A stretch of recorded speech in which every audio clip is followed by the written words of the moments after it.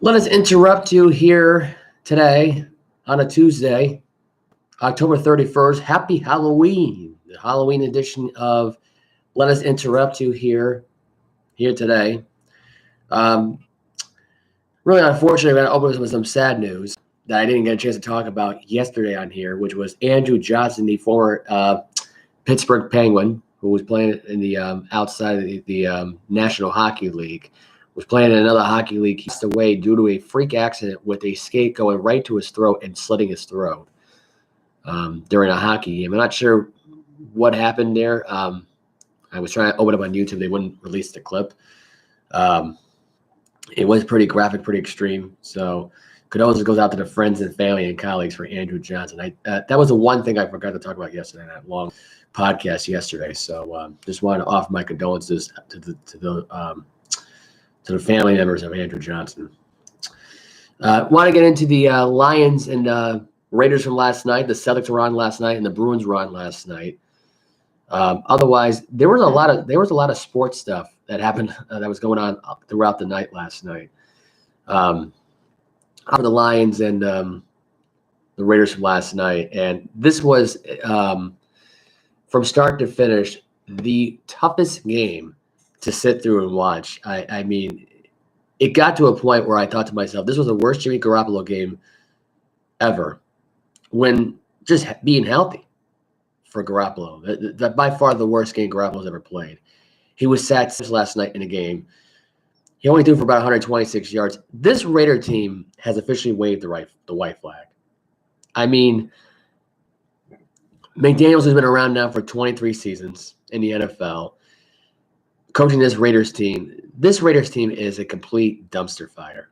I mean, last night they were just awful. As a team, they only ran the ball. They ran the ball 18 for 80 yards. Jacobs had 15 carries for 61 yards and a touchdown. Garoppolo had 2 carries for 12 yards, and Abdullah had 1 carry for 7. That was really the moral of the story last night. And Garoppolo threw the ball 21 times, threw an interception, and it might as well been like a glorified punt, because the way this was thrown, the wide receiver was about 6 or 8 yards behind the ball after overthrown, and the defender had the easiest interception of his career, and it was not good. It was not a good showing. It was kind of disappointing, actually. I mean, Calvin Joseph was the one to get the interception. It was in the end zone, about 15 yards into it. He really had about a good 2 or 3 yards in the end zone, so he really returned over about 18 to 20 yards there. Otherwise, the moral of the story was that the Lions had answers last night. Every time the Raiders screwed up. Unfortunately, they weren't the answers they were looking for, because there were a lot of missed opportunities, but they had a missed field goal. They went 4 on 4th down a couple of times. They fumbled it. They had a pick 6 at one point, which Marcus Peters returned for 75 yards. But Goff overall, 26 for 37, 272 yards. He had some sharp throws last night, despite having an off night a little bit. Jahmyr Gibbs had his best game as a rookie so far this season out of Alabama. He ran for about 26 times, 152 yards, and 1 touchdown. That is by far the best of his career collegiately in the college level and in the pros. I mean, this was absolutely perfect. Reynolds got 14 carries for 74 yards. Raymond and Goff combined to get -4. But as a team overall, they ran the ball 43 times and got 222 yards on the ground. Amar St. Brown, 6 catches for 108 yards. Sam Laporte, 8 catches for 57 yards and a touchdown, and a wide-open touchdown early in the game. Raymond had 2 catches for 24 yards. Jameson Williams had 2 catches for 16 yards. It really didn't seem to matter who Jared Goff threw to there at that moment in time. They were going to have a big game no matter what. St. Brown at one point was sacked on a wide receiver pass play. It was a sweep play, looking like it was going to be a run, but he was trying to throw a pass, but got sacked and lost 8 yards.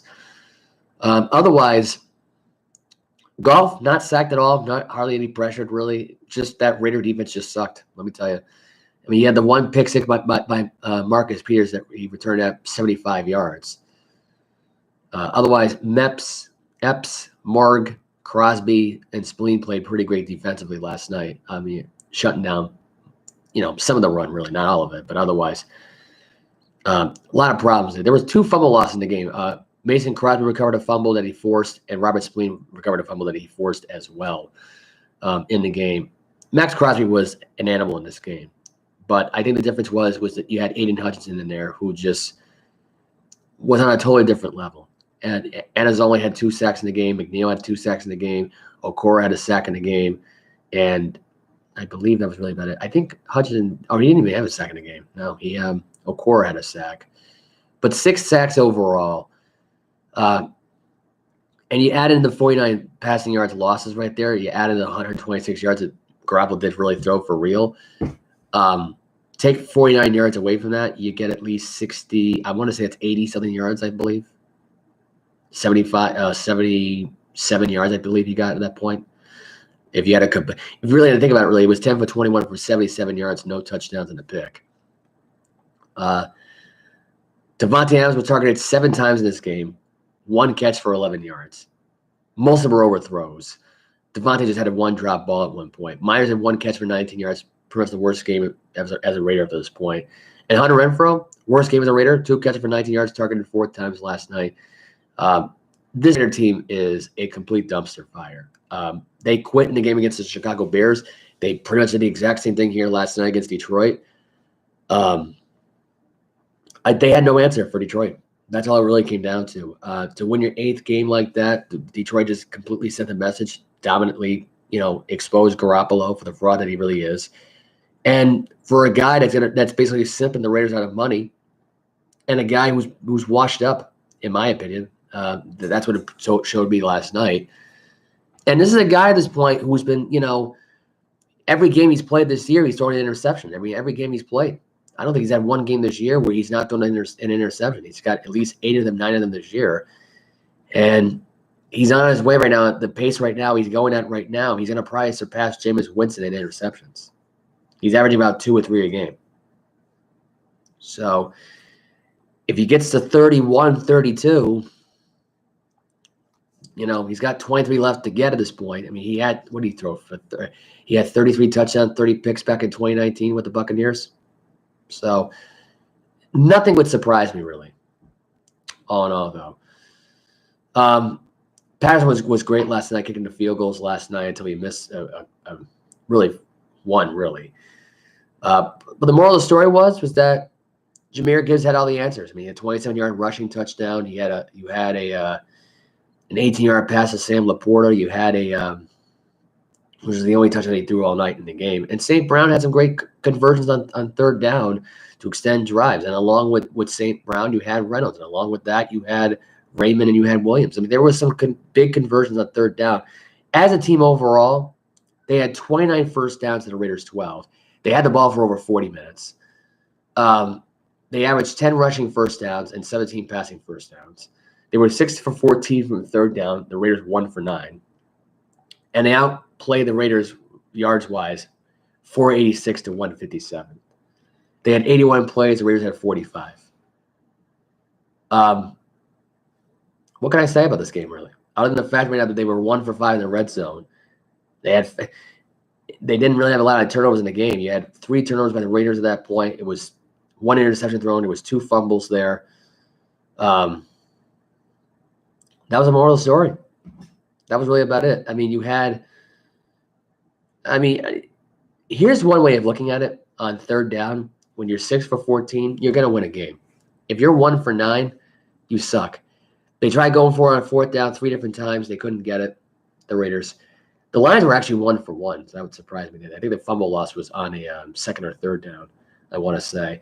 But, yeah, otherwise they just had some bad plays last night. And to have 3 turnovers in a game like that, it's mind-boggling. It really is. And this is a guy that went to the Super Bowl in Jimmy Garoppolo. What happened to that Jimmy Garoppolo? Like, how come we're not getting that Jimmy Garoppolo that was dominant in San Francisco that put the fear in people's eyes? I just don't get it. I don't get the logic behind that. We're getting a stale, pasty Jimmy Garoppolo who cannot get out of his own way. That's what we're getting here. And it's unfortunate that's how we're getting it, but that's what we're getting here. And it's stupid when you think about it, really, but that's what played out last night. Just that in a nutshell. We had latest trade updates, and here's one that's breaking news as of right now, right as I'm talking here. Donovan People-Jones, the wide receiver for the Cleveland Browns, has been traded to the Detroit Lions. Lions have acquired Peoples-Jones from the Cleveland Browns, which happened when Ben Johnson was on the podium. Detroit adds DPJ to a wide receiver core that has Amar St. Brown, Jameson Williams, Josh Reynolds, and Khalif Raymond. The Lions are setting Cleveland a 2025 sixth-round pick. That just happened. And what also just happened was Chase Young getting traded to the San Francisco 49ers. They're getting a compensatory third-round pick back in return for 2024. That's what the Washington Commanders are getting back. Montez Sweat also leaving in Washington. He got traded to the Chicago Bears. I want to say they were getting back second-round picks, I guess, in return here. So that was kind of surprising that they gave up Montez Sweat like that, and really just gave and Chicago gave like 2 second-round picks to Washington at the end of all that. I thought that was an interesting swap right there. This one was a good one. The Arizona Cardinals trade away their quarterback Joshua Dobbs, and in return they got a 7th-round draft pick to get back nothing in return, a 6th-round draft pick. Dobbs has got to be the backup quarterback. There's no way in hell they're going to have him start over Jaron Hall. I just don't get the logic behind that. I mean, why you pick Dobbs over? I mean, this actually brings up my take here. People would rather take a horrible quarterback in Joshua Dobbs and take calls on him than Mac Jones. According to Jeff Howard and the Athletic today, the Patriots have not received any trade offers at all from Mac Jones. And I don't know if that says a lot about Mac Jones, really, and as far as, how inaccurate he's been for weeks now. And I try to defend the kid. I really have. I've been doing it for 7.5 weeks. And then yesterday I just snapped because I just thought about it. I think to myself, this kid doesn't deserve any freaking praise. He doesn't. He had one good game against Buffalo, and he had one good game against the Jets this year. That's it. Everything else was just out there, and he had some good games against the Eagles and the Dolphins. I'll give him that, but they're all resulting in losses at home. They're all pathetic losses. So I just think to myself, like, this goes to show you of how pathetic Mac Jones has really gotten since last year. And it's sad, really. The Jaguars acquired Ezra Cleveland. It's an exchange of day 3 draft picks and a move that helps beef up the offensive line for the Jags. This trade is a reunion of sorts for Cleveland, who links back up with offensive line head coach Phil Roger, who was with him in Minnesota. And there's no really update really what the deal was for really going forward with that one. There's a lot of interest going into T. Higgins. He could be on the trade block at this point. Patriots were almost getting Chase Young, which I think to myself, you needed a wide receiver if you wanted. Donovan People-Jones was a perfectly good example right now because you just lost Kendrick Bourne with a torn ACL. And Donovan Peoples-Jones was on the table, on the call, and you don't make the call if you're Bill. You're trying to get Chase Young or Montez Sweat. Really? And you just played against Donovan Peoples-Jones last year.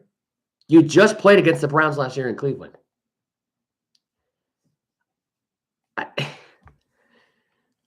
It really does make you wonder. It really does make you wonder. They're on the open right now to trade Josh Uche, by the way, just FYI. But this Patriot organization is a complete dumpster fire. They have an ownership that doesn't care about spending. They're too cheap. They had a head coach who's just as cheap as the ownership is. They're both to blame for all of this to happen. They relied on Tom Brady so much to take less and less of a pay cut every year because the Crafts and Bill are cheap, that it was it.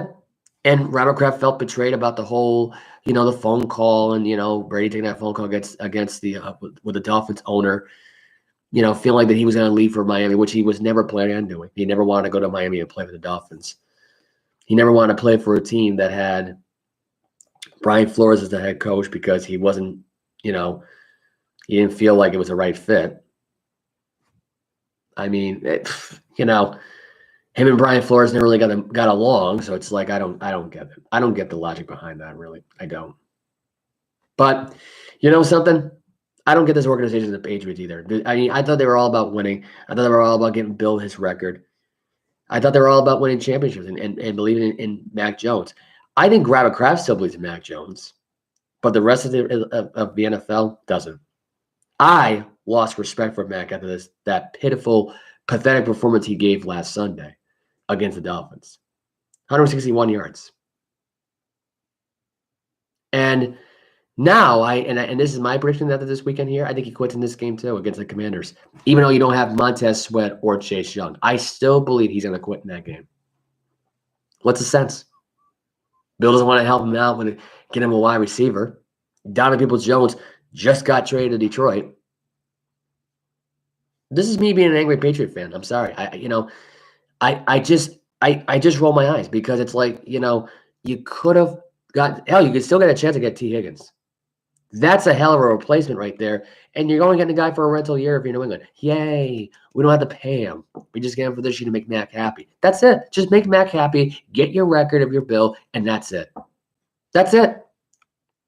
But they don't want to spend the money. 31st in the league in spending since 2016. That's 7.5 years of hell. 7.5 bleeping freaking years. And it's not going to end. And it sucks. It sucks. If I had to say so far who won the trade deadline so far, I would say San Francisco just by that trade alone with Chase Young. That is by a mile. You now got Randy Gregory, Chase Young, and you now have Nick Bosa. You have Jason Hargrave, Fred Warner, Halunga. Need I go on here? I mean, that defense is more stacked than Philadelphia is. I'm sorry to say it. I know Kevin Byard was the best, what Philadelphia traded earlier, but you can't tell me that was a grand slam trade. I just, I look at that, I'm just thinking in my head like that was right there, the perfect opportunity right there to make a trade happen, and they didn't pull the trigger. If you're New England, they just blew the trade. They have 38 minutes to make something else happen. I doubt they're gonna do it. So that's my doubt there. Let's get into some NBA scores that were on last night. Very interesting night for basketball last night. The Celtics beat the Washington Wizards last night in Washington, 126-107. At one point, the Celtics were up 44-14 over the Washington Wizards last night.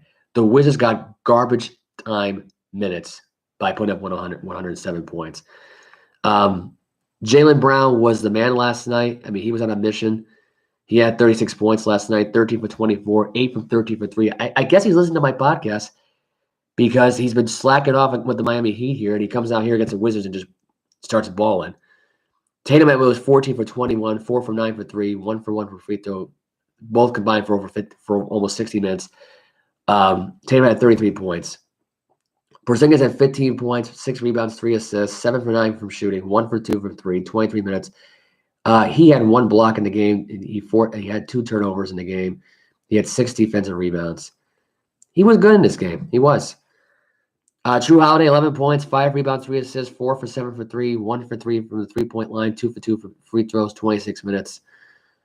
Derek White only had 5 points, 1 rebound, 8 assists. Not much else to say there. 2 for 3, 1 for 2. He had 1 block shot. He had a couple of turnovers, and he had 1 offensive rebound in the game. That was really about it. Horford had 8 points off the bench. Pritchard had no points off the bench, and Mayock had 3. I guess Al Horford's your bench guy now at this point. Peyton Pritchard, though, 0 for 8 and 0 for 6 from three-point shooting. As a team last night, when shooting the 3, 19 for 53 from 3. For the Wizards last night, Kuzma had 21 points. Jordan Poole had 11. Poole was god-awful in this game. 5 for 11 for shooting, 1 for 5 from 3.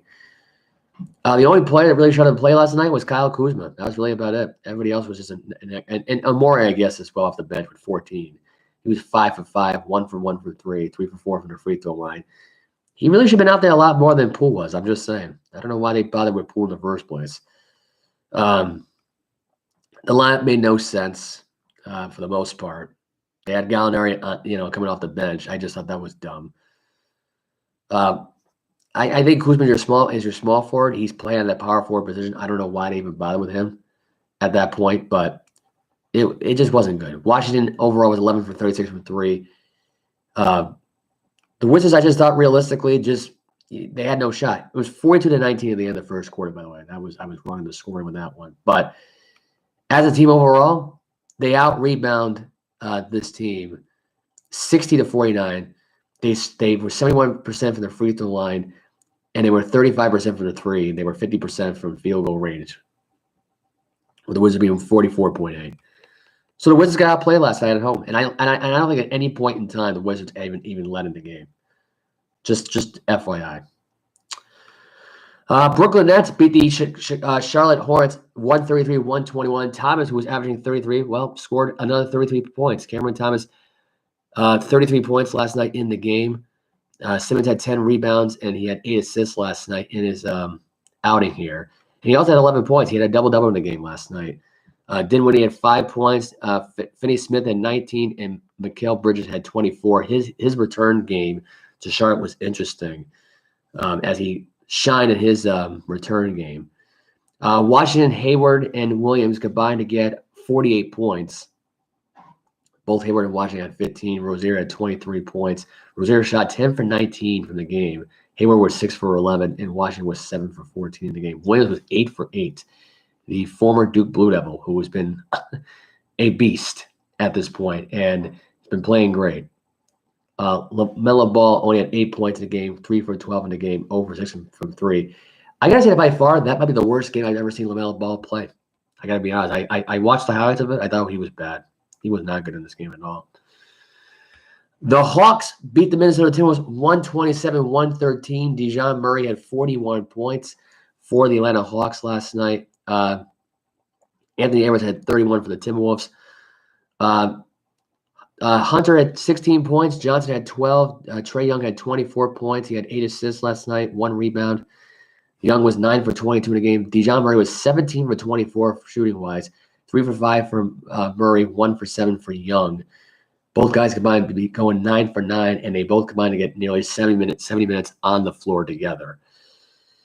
They improved to 2-2. The Trailblazers got their first win of the year in Toronto. Jamari Grant scored 22 points in the 99-91 victory. Scotty Barnes had 20 points in the game last night. He also had 12 rebounds in the game, and Dennis Schroeder, who was the newer Quiley Schroeder, had 8 assists in the game.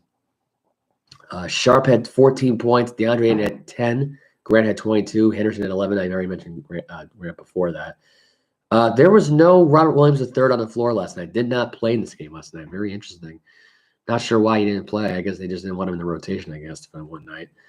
The Pelicans are no longer undefeated. They were 2-0 going into the game against the Warriors. Warriors destroyed the Pelicans 130-102. Steph Curry with 7 3-pointers, 42 points in the win last night. He was shining last night. 15 for 22, 7 for 13 from 3. 30 minutes on the floor, just earning his money, being the man at this point on the court.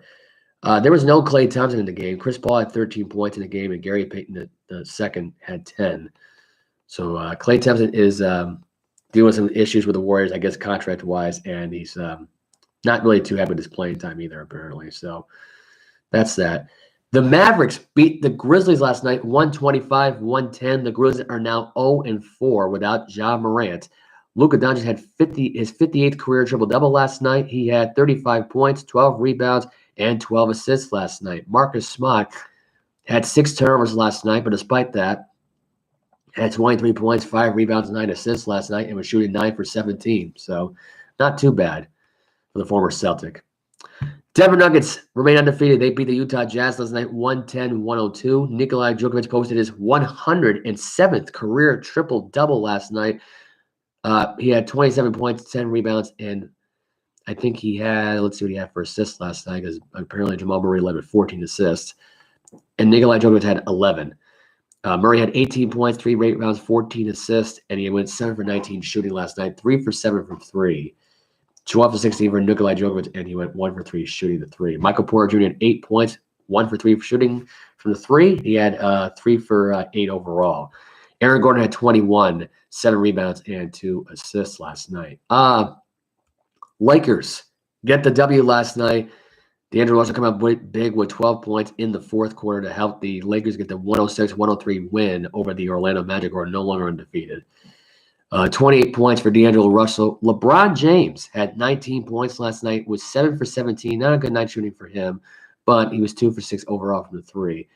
Anthony Davis, 26 points, 19 rebounds, and 5 assists. He got a double-double last night.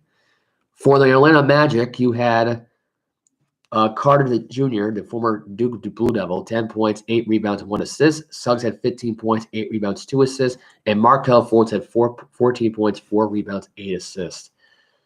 And finally, the Thunder last night beat the Pistons 124-112. Gilgeous-Alexander had 32 points last night. Ivy had 20 points. Thompson had 10 rebounds for the Pistons, and Brooks had 7 assists for the Pistons. Alexander had 9 rebounds in total, and Williams had 6 assists overall. Chet Holmgren for the Thunder, 14 points, 4 rebounds, 3 assists, 4 for 5 shooting, 4 for 5 from the three, and 2 for 2 from the free throw line. He had a pretty good night last night on the floor. Cade Cunningham had 17 points, 2 rebounds, 5 assists for the Pistons in the loss that they suffered last night. Big NBA news, though. And this is a big one, by the way, because a lot of people talking. James Harden was traded earlier this morning to the LA Clippers along with PJ Tucker. So here's what the deal looks like as of right now, according to Adrian Wojnarowski of ESPN. The Clippers will receive Harden and PJ Tucker and Felipe Petrusev, while the 76ers will receive an unprotected 2028 first-round draft pick, 2 second-round picks, a first-round pick swap, Marcus Morris, Nick Batum, Robert Covington, and KJ Martin. Another first-round pick will be rerouted to the 76ers from the Thunder. Wojnarowski added Tuesday morning that 76ers are waiving Danny Green to clear the roster space necessary to make the trade. And I got to say, honestly, here at this point, I think this, and I have a funny feeling that Danny Green's going to end up reuniting with the Clippers. I think he's going to end up being back in Los Angeles. I think he was with the Clippers beforehand. Maybe he was with the Lakers. I can't remember. But I think Danny Green's going to reunite with James Harden more likely than anything else. And this kind of means now that Joel Embiid is going to leave Philadelphia, because I just can't see him being by himself right now. Unless he just has an MVP year and gets another contract extension. I mean, that's the only thing I could see that ends up happening here, most likely here. Otherwise, it was a hell of a trade. I was wondering why this trade couldn't happen with Miami, because you could have gotten PJ Tucker back as a big defensive piece. You could have gotten James Harden. You could have gotten Jimmy Butler. You could have gotten Tyler Hero via the Clippers. You could have gotten Duncan Robinson. You could have gotten and this could have been involving the Clippers as well, because one could have gone to LA, one could have gone to Philadelphia.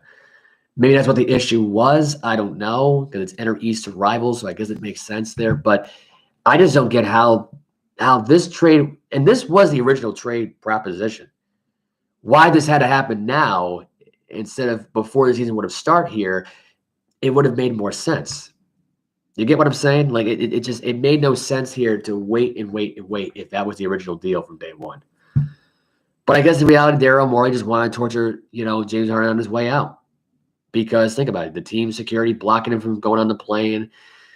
You could have gotten a James Harden, Damian Lillard matchup, this year, just that one time, just to get it out of the way. I mean, there's a lot of things they could have done with this, really. And it surprises me, really, that he couldn't go through with that one. So I just thought that was surprising. That's all. I really didn't think that was surprising. NHL games were on last night. You had the Bruins last night winning in overtime over the Florida Panthers 3-2 last night. Zacha got the win in overtime. He got the game-winning goal. Brad Marchand had a goal of his own, and you had, I believe, Charlie McAvoy getting a goal in the third period with a wrist shot. It was assisted by Pasternak and Chara. Panthers overall had a game open up with Alexander Barkov and Sam Reinhart scoring back-to-back goals.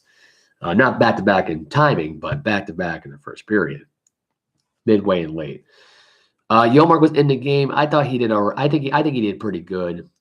He had 35 saves last night. Only allowed 2 goals. That was really in the first period. The Florida Panthers had our number last year. I feel like this is going to be a complete turnaround right now. They got the revenge they were looking for here. Early October hockey at this point at its finest here. DeBrusque, who was getting benched for his bullcrap at this point, he came back strong last night. Had 1 assist last night. Was a +1 last night. Frederick was a -1. Geeky was a -1. Henry was a 1 last night, +1. Coyle was a +1 last night and a +2 for Chacha. Carlo was a +1. Gressica was a -1 last night. McAvoy was a -1. Didn't really have a lot of great defensive plays last night. But for the most part, the Bruins did get the W last night. They remain 8-0-1. And technically, they're no longer undefeated here, but it's so weird with the overtime loss being part of the losses here. Like, why not just make that 8-1? You know, just say that, you know, or whatever. Hurricanes beat the Philadelphia Flyers last night 3-2. They got the win. Terravin got the goal for Carolina. Tippett had a goal for Philly, and Nosen had a goal for Carolina last night as well. Nosen got it in the first period. Owen Tippett had a wrist shot that was assisted by Sean Courtier. Garnet Hathaway got a goal last night, and power play goal scored by Michael Bunting in the second period. Then the third period, with not really a lot of time left, Teuvo Teravainen had a snapshot goal assisted by Michael Bunting and Jesperi Kotomi. And the Hurricanes got the W in Philly. Red Wings going to overtime. They beat the New York Islanders last night 4-3 in overtime in New York and Long Island. The New York Rangers won in overtime. They beat the Winnipeg Jets 3-2 last night. Dallas Stars beat the Columbus Blue Jackets 5-3. Anaheim Ducks go to Pittsburgh and beat the Penguins last night 4-3 last night. Arizona Coyotes beat the Chicago Blackhawks 8-1. Shocking win last night. Seattle Kraken going into Tampa Bay, beating the Lightning 4-3. The Lightning dropped to 4-2-3. Brian Dumoulin, Yanni Grode, Keller Yamato, and power play goal scored in overtime by Jared McCannon here. For Tampa Bay was Brandon Hakel in the third period.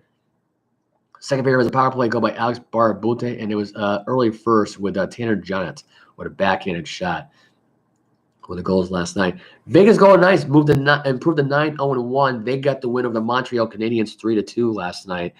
Big win for them. Marshall and Theodore lifted the goals.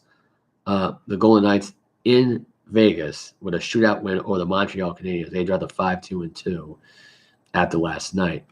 Tonight, you have the LA Kings at the Toronto Maple Leafs, and you have the Nashville Predators at the Vancouver Canucks. For the NBA, I just realized this. I just didn't review tonight's games. Tonight, it's the Knicks and the Cleveland Cavaliers, the Spurs and the Phoenix Suns, and the Orlando Magic again on the LA Clippers tonight in Los Angeles. I don't think James Harden is expected to play tonight after this trade here. I mean, this was completely out of the blue.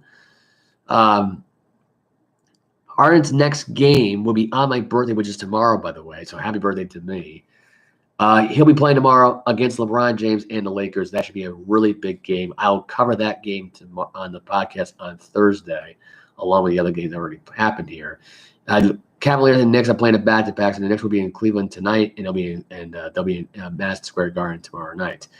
Along with that, it's the Trailblazers and the Pistons tomorrow night, the Bucks and the Raptors. Pacers are at the Celtics tomorrow night. The Brooklyn Nets are at the Miami Heat. The Cavaliers are at the Knicks, of course. I just mentioned that already. The Charlotte Hornets are at the Houston Rockets.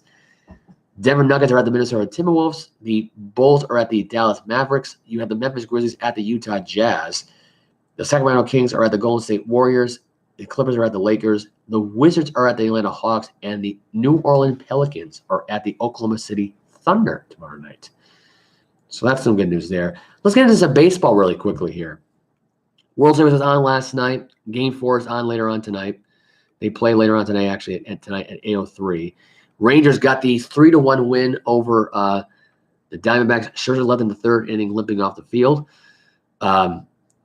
Corey Seager had two home runs in the or had one home run in the game. He had 2 home runs in back-to-back in the games in the World Series. He had a go-ahead tying run that tied the game up in the ninth in Game 2 in Texas.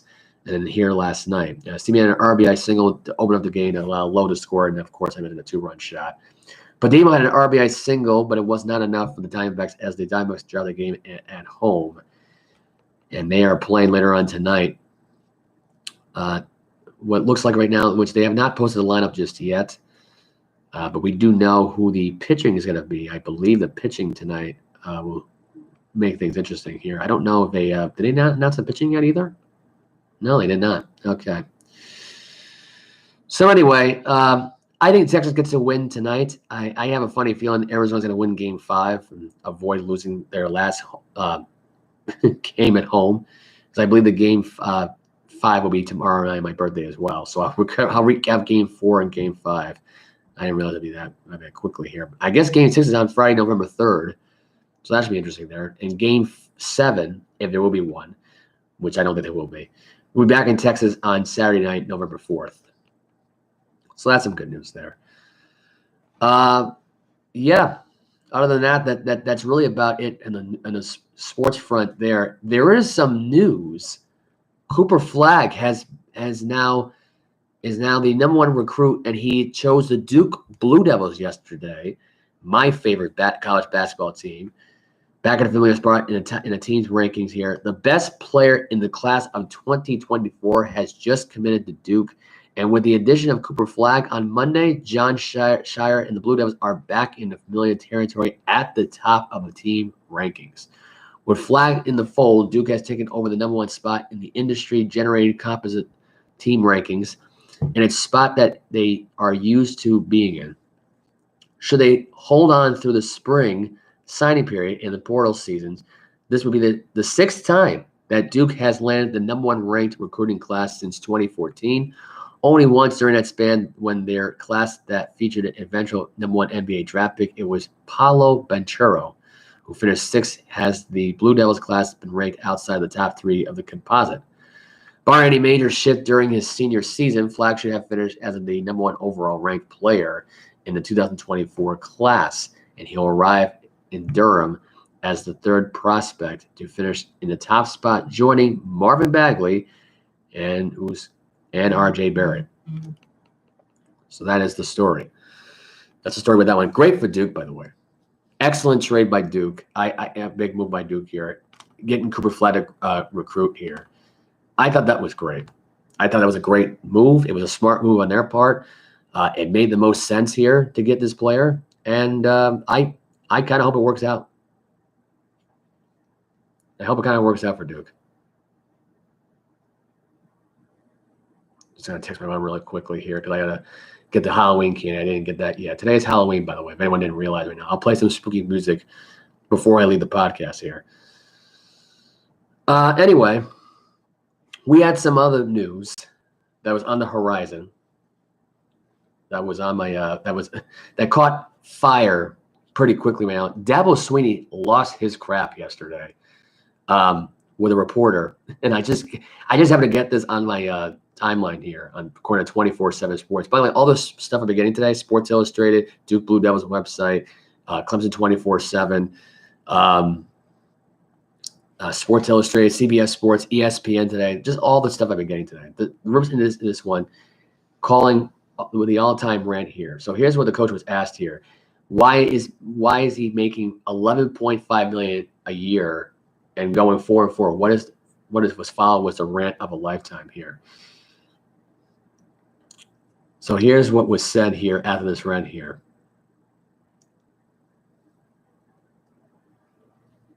And Dabo interrupted him. So we first asked the host, Don Moosen, what's the caller's name and then he went off. Here's what the complete transaction. Hey, Tyler, I listened to enough of you. You can have all your opinions that you want. I don't know how old you are. Don't really care. But let me tell you something. We won 11 games last year, and you're a part of the problem.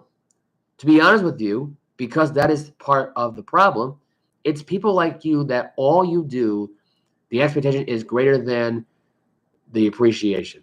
And that's the problem. And so, we won 12 games, 10-plus win seasons in a row. That happened 3 times in 150 years. So if you want to know why, Clemson ain't sniffed a national championship for 35 years. We've won 2 and 7, and there's only 2 other teams that can say that: Georgia and Alabama. Okay, is this a bad year? Yeah, and that's my responsibility. Take 100% responsibility for it. But all this bull crap you're thinking, all these narratives you read, listen, man, you can have your opinion you want, and you can apply for the job, and good luck to you. Dabo Swinney had enough of this crap. He's been hearing it all year long of how bad this team is. You want to know why they're bad? I'll give you 2 words. Cade Klubnik. He is the worst quarterback that Clemson's ever recruited. I don't know why they recruited this guy. I don't know why they kept this guy around instead of keeping DJ Ugali. DJ Ugali didn't quit on Clemson. You quit on DJ Ugali. He's having a great year this year at Oregon State this year. They're 6-2. They're on their way to being 10-2 and probably being involved in the Pac-12 championship conversation. What are you doing? What are you doing? Why is this kid still around? Why did you transfer Paul Tyson from Alabama to get to your team here and didn't start him? Is he that terrible? Is he a bench warmer?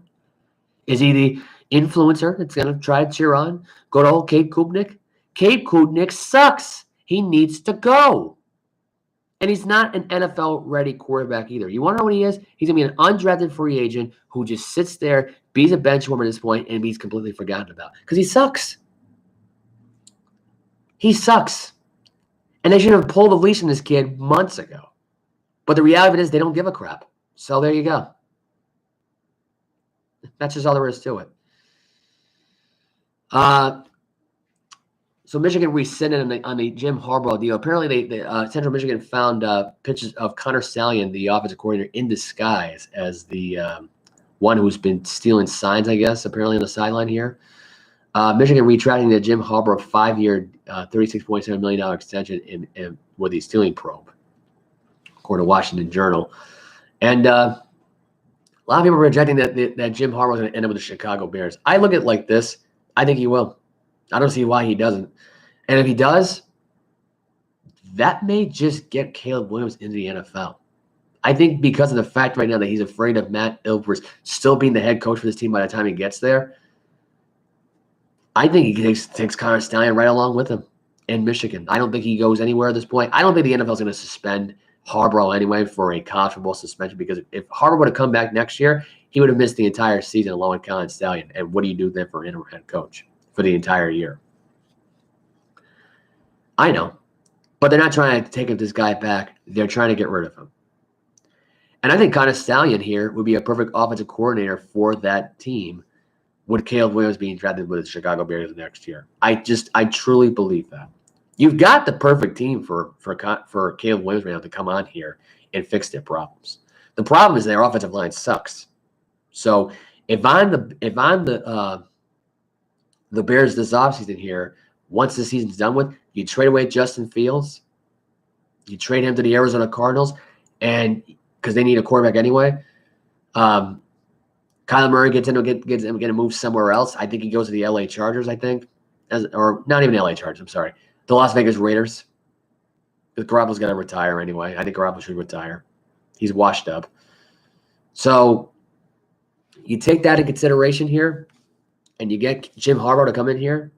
That's your best chance of Caleb Williams, because he doesn't want to go to Arizona with Jonathan Gannon. I mean, you're in a situation right now where I think the Arizona Cardinals are not going to fire their head coach because of that trade for Joshua Dobbs. It was a smart trade. The problem is now, is you have no backup quarterback for Kyler Murray once he comes back this weekend. That's the only problem. And so you say to yourself, well, what the hell do you do here? I don't know why they couldn't just get Mac Jones in a trade here, because he could realistically be the guy that takes over the Cardinals going forward here. And realistically, I'm not even sure what you do at that point anyway. What do you do at this point? There's not much you can do. So, I mean, there's just so much there. There really is. Chase Young, by the way, I forgot to mention this before, by the way. Former number 2 overall pick out of Ohio State, by the way. Former number 2 overall pick. The best. Granted, he can't stay healthy, but, I mean, great trade by the 49ers, though. Biggest trade they could have gotten in that whole thing. And so no other trade deadline news that to speak of here. The deadline's over in about 10 minutes. So That's the only thing, is that ends in about 10 minutes. So, and here's some other news that just came out just now, and it looks like Jalen Johnson's staying in Chicago. But here's some breaking news for you. Rasul Douglas has been traded from the Green Bay Packers to the Buffalo Bills. They trade away, this is according to CBS Sports leader NFL insider Jonathan Jones. The Packers trade away Rasul Douglas, sources say. Buffalo's defense has been ravaged by injuries this season, including losing their star corner Tre'Davious White for the year. Douglas now gives them depth in the secondary. In 7 games played for Green Bay, the 29-year-old has 6 pass breakups and an interception this season for the Packers. By the way, one of the best defensive players the Packers could have asked for, I think, realistically here. Just FYI. Forgot to mention, by the way, Rashawn Gray, who just yesterday signed a deal with the Packers. He's got a 4-year, $107 million contract with the Packers. But they lose Rasul Douglas. And by the way, I forgot to mention this earlier. Philadelphia is sending Katarius Street to the Atlanta Falcons for a 2025 draft pick here. But anyway, that's really about it for the trade, really. But Rasul Douglas to Buffalo, that's a hell of a trade. I'm not sure. I mean, I don't think that's going to win in the trade. I think Chase Young overall going to San Francisco was a huge win for San Fran. They always buy. They're always buyers here. The Patriots, they should be buying in. They should be selling. But I guess they couldn't get the luck they want. They couldn't get the players they wanted. Yeah, so far, no one's been taking calls on Mac or Jacoby Brissett. Brissett, by the way, would a perfect backup quarterback here for Kyler Murray. I'm just saying. I don't know why they didn't take him, but hey, it is what it is. That will really be about it. That is it for the show. You can follow me on my social media. It's Snapchat, Instagram, Facebook, TikTok. You can email me at joealva@bostonsports@gmail.com. And enjoy your Halloween, everybody. I will see you all again on Thursday. Because I will celebrate my birthday, so of course I will not be here with all y'all, because I'll be out celebrating my birthday. So enjoy the rest of your night. Happy Halloween for all you kids out there. Get plenty of candy, and for your parents out there, make sure that they don't eat too much candy. Expand your skill sets and work in a lot of different areas. I'm going to sign off right now with Monster Mash.